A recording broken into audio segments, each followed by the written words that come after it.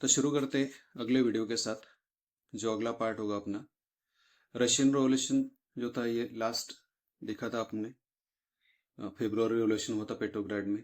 Women's day का discussion हमने किया। अभी आगे बढ़ते कि उसके बाद क्या हुआ। उसके बाद प्रोविजनल गवर्नमेंट जो है ये फॉर्म हो गया सोवियत और डूमा लीडर्स के द्वारा। कॉन्स्टिट्यूट असेंबली ने प्रॉमिस किया था यूनिवर्सल एडल्ट फ्रेंचाइज लाएंगे, सफ्रेज लाएंगे। कंक्लूजन क्या है कि पेट्रोग्राड जो है जिसने लीड किया था फेब्रुअरी रिवॉल्यूशन को, इसकी वजह से क्या हो गया, जो रशियन मोनार्की है इसको डिथ्रोन होना पड़ा, मतलब फॉल ऑफ मोनार्की हुई फेब्रुअरी 1917 में। तो आप देख सकते इधर पिक्चर्स में किस तरीके से सारा जो काम चल रहा था, ये इमेजेस दी हुई है। अभी आता है उसके बाद अक्टूबर रिवॉल्यूशन 1917। अभी लेनिन का डर क्या था कि जो प्रोविजनल गवर्नमेंट काम कर रही है कहीं ने डिक्टेटरशिप में कन्वर्ट ना हो जाए। तो इसकी वजह से इसने क्या किया, प्लानिंग शुरू कर दिया अपराइजिंग का। सितंबर 1917 में प्रिपरेशन हुआ अपराइजिंग का। बोल्शेविक के सपोर्टर्स जो थे, आर्मी, सोवियट्स, फैक्ट्रीज, ये सारे यूनाइटेड हुए और इन्होंने क्या किया, रिवॉल्यूशन का प्लान किया। अक्टूबर 1917 में लेनिन ने कन्विंस कर दिया द पेट्रोइट सोवियत और बोल्शेविक पार्टी को to approve socialist take over. मतलब सोशलिस्ट टेक ओवर अभी पूरी तरीके से करने वाले थे रशिया में।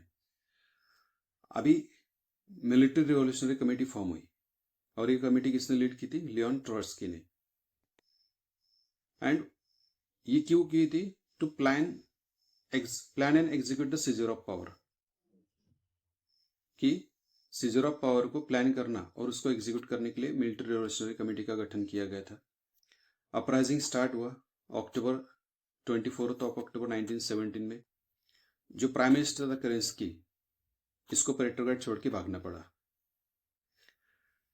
शुरुआत में क्या हुआ, जो प्रोविजनल गवर्नमेंट के ट्रूप्स थे इन्होंने बोल्शेविक के न्यूज़पेपर्स की जो बिल्डिंग्स थी इसको सीज किया and tried to control communication centres and defend Winter Palace. मतलब उन्होंने इनके जो न्यूज़पेपर्स की बिल्डिंग्स थी बोल्शेविक्स की, इसको सीजर कर दिया, इसके ऊपर अटैक कर दिया और कंट्रोल में ले लिया।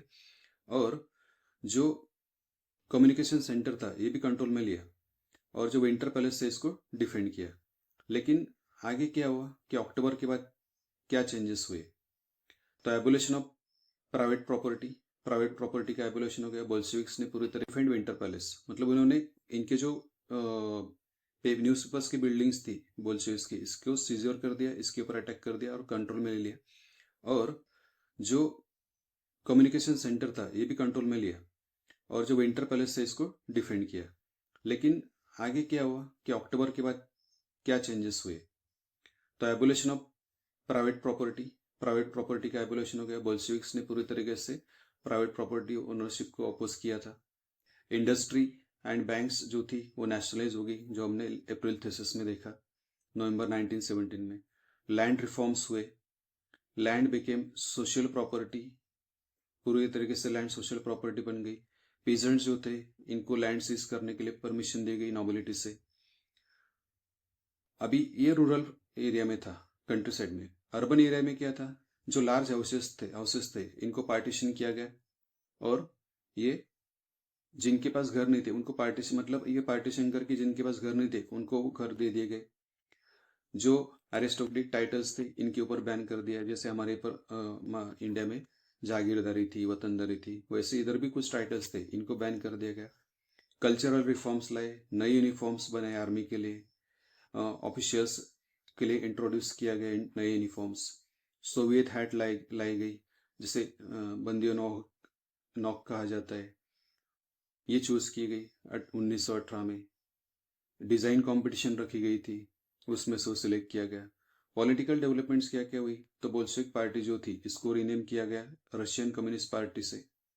अक्टूबर 1917 में उन्होंने क्या किया, इलेक्शंस हुए, कॉन्स्टिट्यूंट असेंबली बनी, बट मेजोरिटी सपोर्ट इनको मिला नहीं। फिर असेंबली डिसमिस हो गई। जनवरी 1918 में लेनिन ने क्या किया, असेंबली डिसमिस करके all Russian Congress of Soviet जो थी ये ज़्यादा डेमोक्रेटिक हुई, ऐसा ज़्यादा डेमोक्रेटिक थी ऐसा इसे लगा, ऐसा इसका मानना था। पीस ट्रीटी साइन की मार्च 1918 में, किसके साथ की, जर्मनी के साथ की। ट्रीटी ऑफ ब्रेस्ट लिटोवस्क कहा जाता है। और इसके लिए सारे रशियन जो पॉपुलेशन था इसका अपोज था।